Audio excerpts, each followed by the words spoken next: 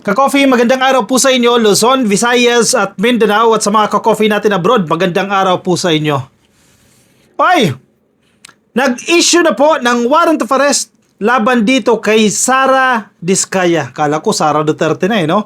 Sara Diskaya pa lang po yan, patungkol sa ghost flood control dyan po sa Davao Region. Uy, Davao hindi sa Davao City Teka lang, excited si Mr. President Nagpe-play agad Patungkol po ito sa Davao Occidental na 96.5 million pesos na ghost flood control anomaly.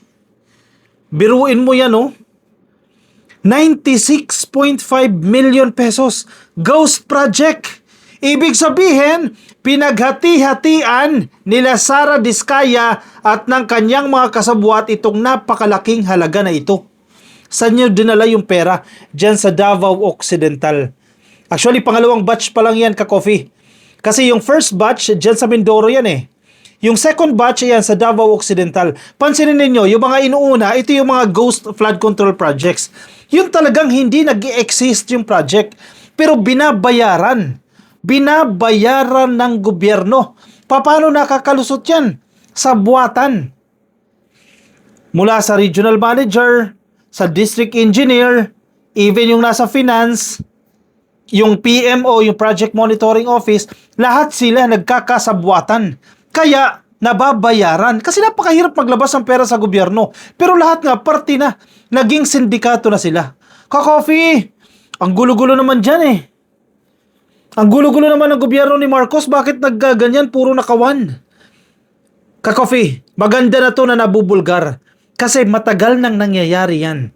For the longest time, naging practice na yan sa gobyerno. Pansinin mo, napakaraming politiko ang yumaman ng yumaman ng yumaman. Mga kontraktor, mayayaman na lalo pang yumaman ng yumaman ng yumaman. Mga district engineers, millionaire. Mga regional manager, millionaire. Kasi matagal nang ginagawa nila yan dyan sa DPWH. Buti na lang hindi pinagtakpan ni PBBM yan. Kasi kung tutusin kaya ni PBBM yan Gusto ko tahimik lang ang gobyerno. Pagtakpan ko na lang yung issue sa flood control. Diba? Wala pa akong bashers o mababawasan pa yung bashers ko. Pwedeng ganong option Kung si Presidente hindi matino, gagawin niya yan Parang kay Digong lang, hayaan ko na lang yung corruption dyan sa DPWH.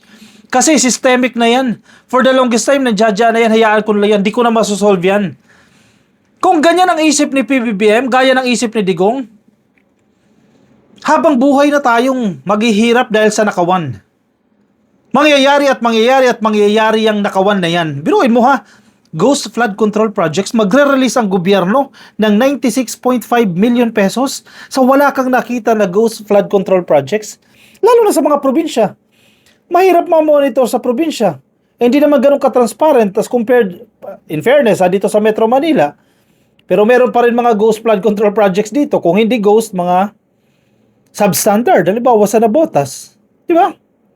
Sa Bulacan, malapit-lapit sa Metro Manila yan. Ghost flood control project. Tumba, yan yung mga epicenter ng nakawan. Na hinayaan lang ng previous administration, hindi nabubulgar yan. Gusto nyo tahimik? Sige, tahimik tayo pero hindi natin nabubulgar yan. Hindi pinag-uusapan yung nakawan na yan sa flood control projects. Anyway, pakinggan natin mismo. Si Presidente Marcos mismo ay nagbalita sa atin. Actually, 2 hours ago lang po itong video ng ating Presidente. Ibinalita niya finally na ilabas na po ng korte yung warrant of arrest laban dito kay Sara Diskaya. Kasi si Sara po yung nakapangalan na kumpanya niya po. Si Curly, yung iba, siya. Pero sa particular case na ito, sa Davao Occidental, si Sara po kaya siya nakakulong. Kaya hindi ka maawa Kahit anong acting pa ni Sara Diskaya, kahit anong iyak niya pa yan, na makukulong na siya, non-bailable ito Kasi yung kanyang mga anak, may ADHD yung mga anak niya, mga bata pa yung anak niya, makukulong siya. Yun nga sana iniisip niya yan.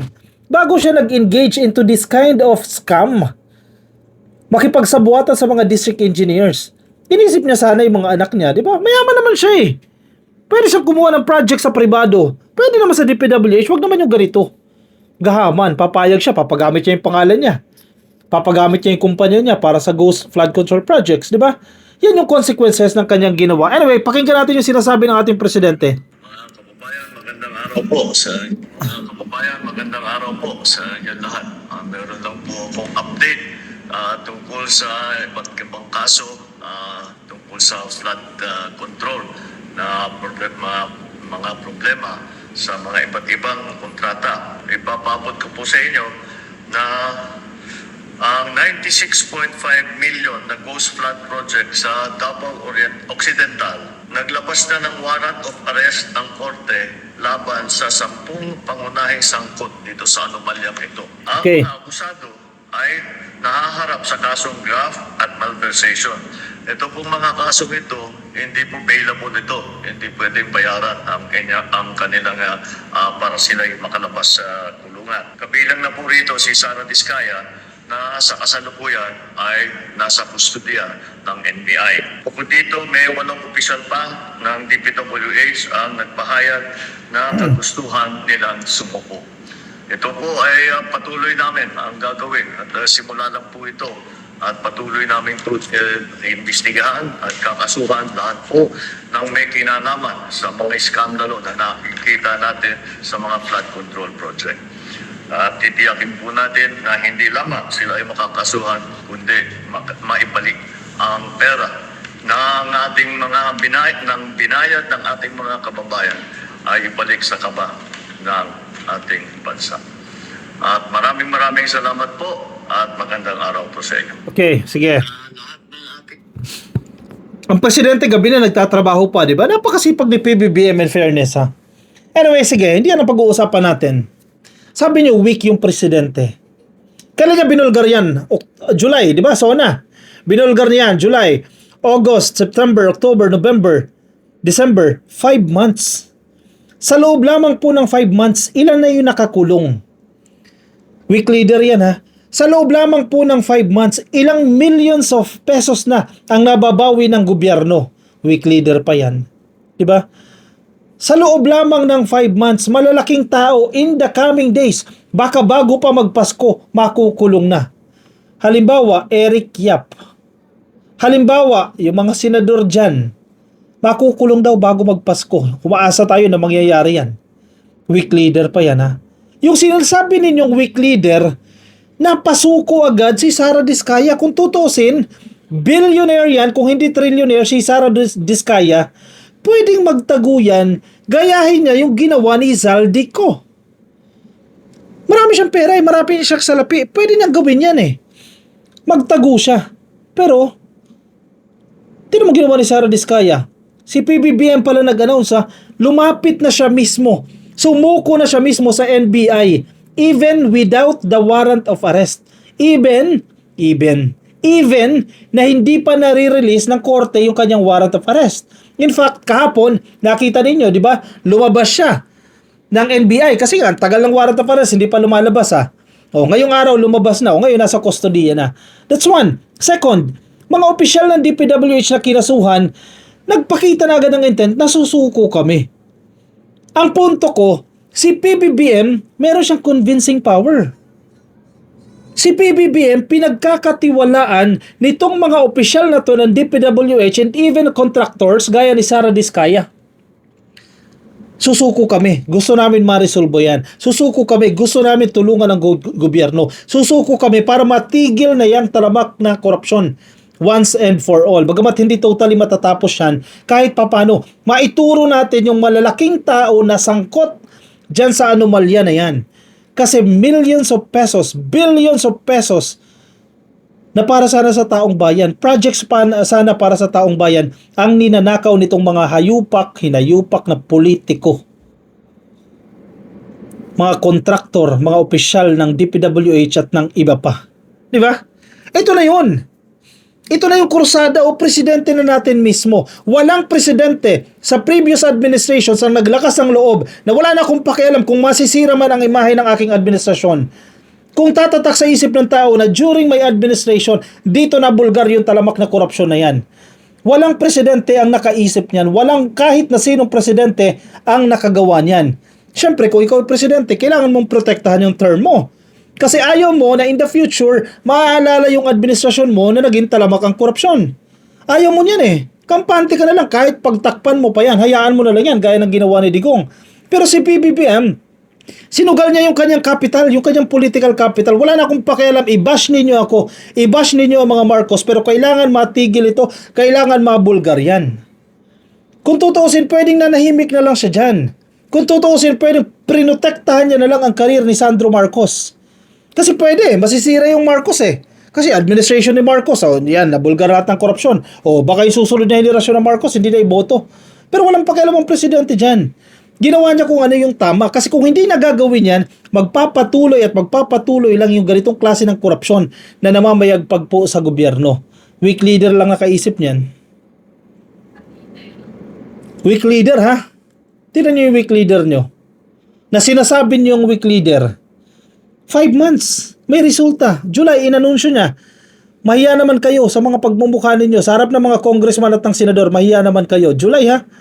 Sumunod na buwan, August, September, binuo yung ICI. Imbestigahan lahat yung mga maanumalyang flood control projects. Kinasuhan. Nakapag-issue ng warrant of arrest. Non-bailable yung mga yan. Ibig sabihin, habang dinidinig yung kaso, kung madidelay man ng madidelay yung pagdinig sa mga kaso na yan, nandiyan sila sa bilangguan. Nasa loob sila. Non-bailable eh. Mabibigat itong kaso. Batch 2 pa lang yan. Marami pa pong mga paparating na kakasuhan at mai-issuehan ng warrant of arrest. Saan ka nakakita ng weak leader na kayang banggain yung mga kontraktor na bilyonaryo? Weak leader na kayang banggain yung mga congressman, mga senador, na posibleng masira ang kanyang imahe ng kanyang administrasyon. Saan ka nakakita ng leader na yan? Si PBBM lang yan.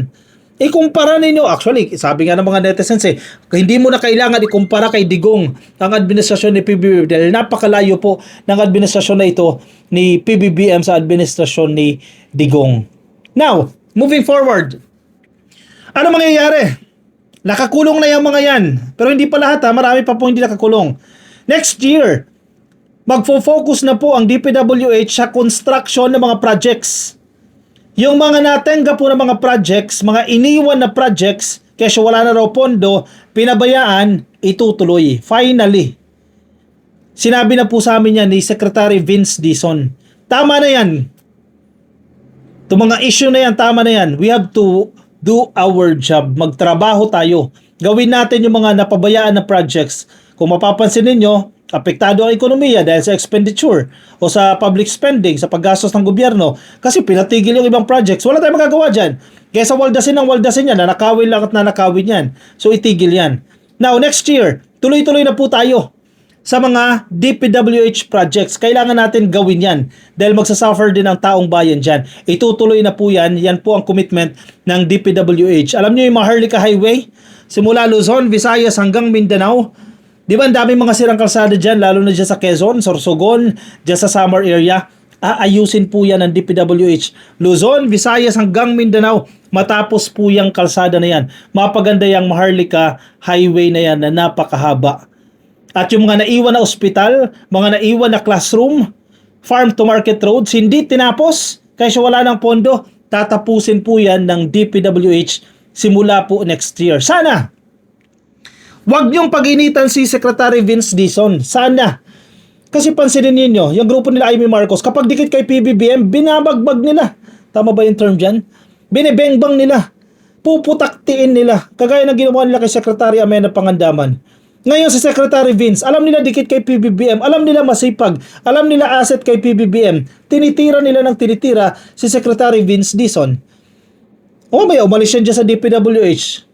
Nagkausap natin ng mga taga-DPWH, malaking bagay po sa kanila na nandiyan po si Secretary Vince Dizon. Huwag natin hayaan na alisin yan dyan o patalsikin yan ng mga masasamang elemento. Diba? Napakaganda po ng plano, napakasipag ni Secretary Vince Dizon. Sana huwag tayo humantong sa punto na mapapagod yung mama at ititigil niya yung kanyang mga ginagawa. Tulungan natin ang DPWH. Yes, marami pa rin po ang hindi nagtitiwala sa ilang engineers, sa ilang mga opisyal ng DPWH, pero kahit papano nagkaroon po ng liwanag through the presence of Secretary Vince Dizon. O siya, sige, i-komento ang inyong opinion, reaksyon dyan sa comment section para mabasa po ng iba natin mga ka-coffee. Yung mga nasa Facebook, baka di pa po kayo naka-like and follow, please like and follow, YouTube subscribe, TikTok subscribe na rin po kayo, at magkita-kita tayo ka-coffee sa aking susunod na video. Paalam po sa inyo. Bye-bye.